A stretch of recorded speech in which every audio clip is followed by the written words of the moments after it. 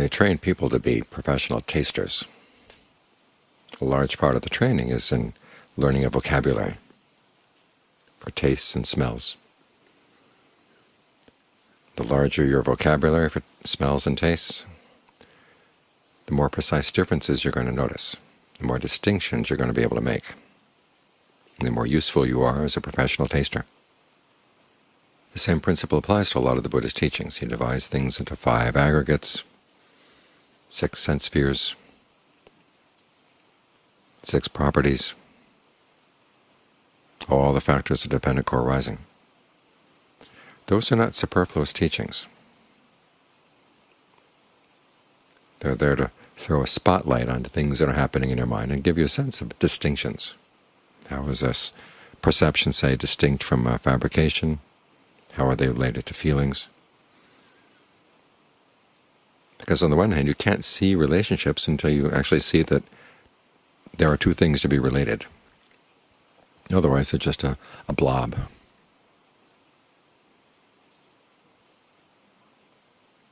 And you want to know precisely where your cravings are. That's what all this is for. So you can spot them precisely. Otherwise, you can just say, well, I'm going to practice having no craving, no attachment, and make it a blanket thing. But then everything gets put under the blanket. You don't see precisely what's happening. You don't see the corners of your mind, because attachment and craving tend to hide out in dark spaces. Spaces where you don't pay attention, things you don't see.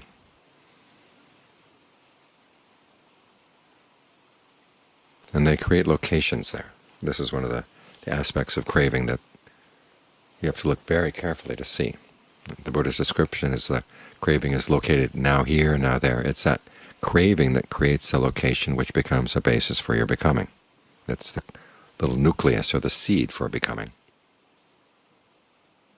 And if you don't know where the nucleus is, you don't really know the becoming. You just think it's just something that's already there. You don't see the extent to which you're creating it yourself. So one of the purposes of getting the mind into concentration is not just to have equanimity for everything. It's to give rise to the mindfulness and alertness. As the Buddha said, that's one of the uses of concentration. So you can see precisely when things are arising in the mind. And notice the mind's reaction. The more precise your vocabulary, the more clearly you'll see things. Exactly where your craving is. So sometimes the craving is for the object, sometimes the craving is for the craving itself. Sometimes it's your perception of who you are. Sometimes it's your perception of saying, I'm a person with no craving, I'm a person who's totally free of attachments. You can be attached to that. And if you're not quick to see that, that's how the mind plays tricks on itself. And the craving will still be there, the becoming will still be there. In other words, the suffering will still be there. It may be very subtle, but it's still there. And as long as there's that potential for suffering, you can't really trust your mind, because it might stick with that particular large perception of an awareness that's located nowhere, and you're stuck on the perception. But then after a while you're not interested in that perception anymore, you go to something else. If you can't watch your mind as it moves from one location to another in this way, if you can't catch sight of it, then you're missing precisely what you need to see. After all, if you're going to abandon your craving, you have to see exactly where it is. There's a strange passage in the canon where the Buddha says, if there's something you've never seen, could you have a craving there? And you might say, well, it's possible to have craving for the concept. Well, that's not where the craving is then. The craving is not with the thing you haven't seen. The craving is with the concept. This is why you have to catch the mind, is to see which layer of the mind, which layer of awareness, which layer of the aggregates you're focused on. Your craving finds its satisfaction, or looks for its satisfaction.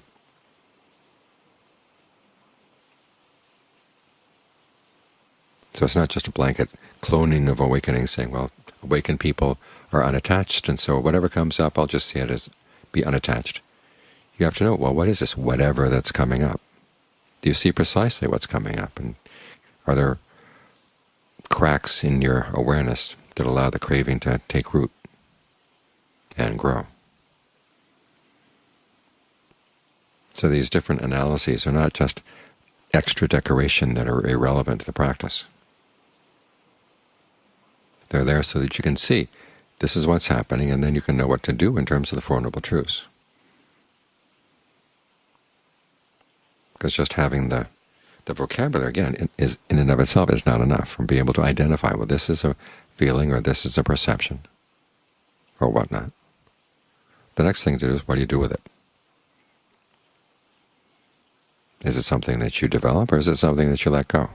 It's because we have these different duties that the Buddha has, Four Noble Truths. There's not just one big truth that everything should be let go of, or all things are unworthy of attachment. That is one of the teachings, but that's a teaching for an arahant, or someone who's on the verge of being an arahant. And we haven't gotten there yet. We've got these duties that we've got to fulfill. That teaching of letting go of everything, where there's no you here or there and in between, where there's no here or there or in between. That's a teaching that makes sense and is applicable only when you've done the grunt work of developing the path, abandoning craving, all the cravings that you can see. So you're ready for the more subtle ones.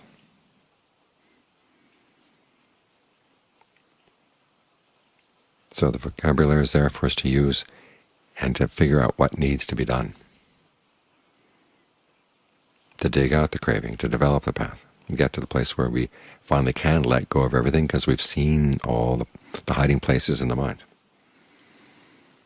So think of those lists of categories, the aggregates and the sense spheres and dependent co-arising, as a checklist for where you're going to look for the different hiding places for craving and clinging, and all the other unskillful things that tend to hide out when concentration gets good and the mind gets more settled. As your concentration gets more still, you're able to see a lot of the hiding places, but then there are little hiding places. They get more and more subtle as your concentration gets more solid.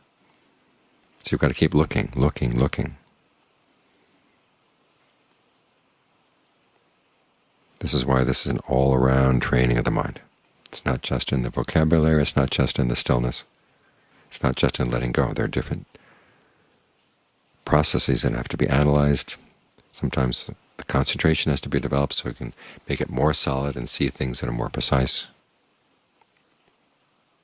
Sometimes you have to drop the analysis because the mind is getting worn out, and that's when you go for the concentration that's there for the basis of just giving you a pleasant abiding here and now.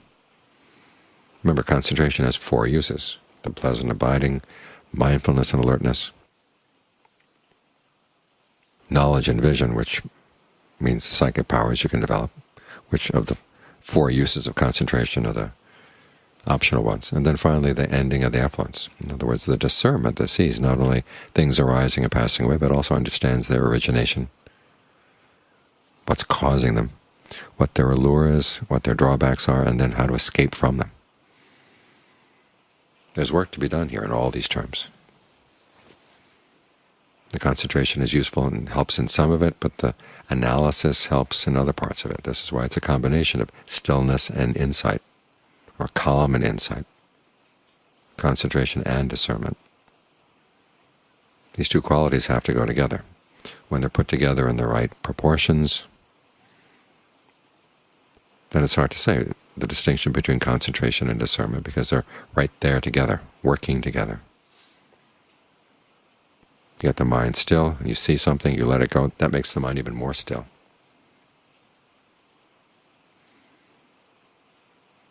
So don't dismiss the analysis, don't dismiss the concentration. One without the other can't do its work. Or it can do some of the work, but the really important work gets left undone. And when it's left undone, then you come back to more and more suffering. After a while you get tired of meditating, you latch on to something else, and you go back to your more gross cravings again. And this is how beings go through the cycle. Up and down, up and down. The only safe place is when you get out, and the only way out is if you get all the factors of the path working together.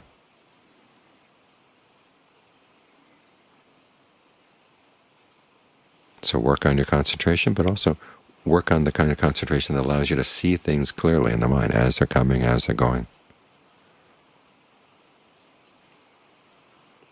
So you can catch sight of the unexpected hiding places and